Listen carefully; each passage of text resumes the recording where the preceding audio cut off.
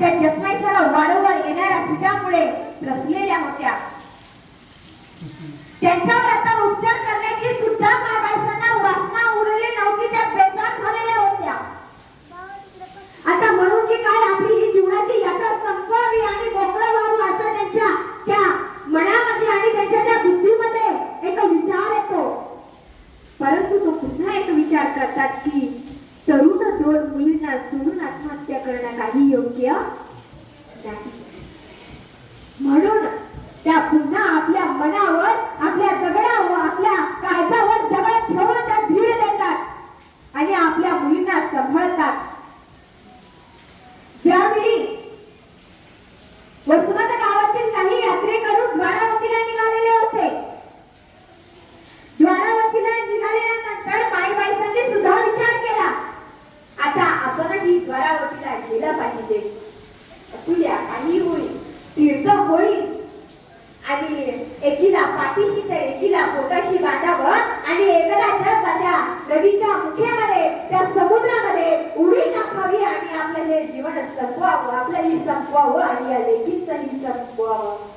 नको ते दुःखही नको आणि काहीच नको असा विचार करून त्या माईबाईचा सुद्धा यात्रेला निघण्याची तयारी करतात.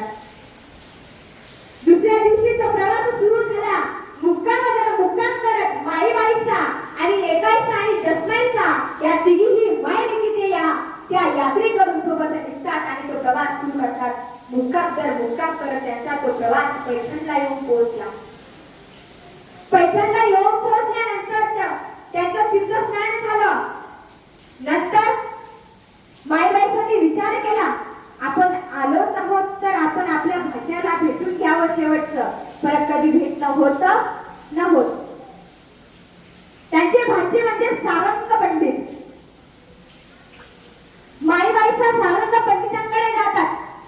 माईबाईसांबरोबर त्या दोघी लेकींनाही घेऊन जातात.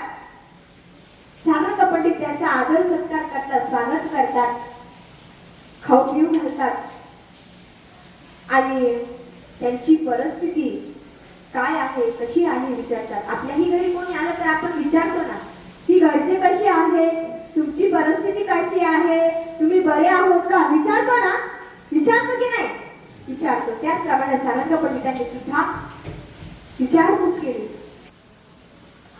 त्या दिवशी सारंग पंडितांनी त्यांच्या आत्या त्या माईबाईसांना आणि जसमाईचा एकाईसांना त्या तिघींनाही आपल्याकडे घेऊन गेला. त्या रात्री तिघींनाही जेवण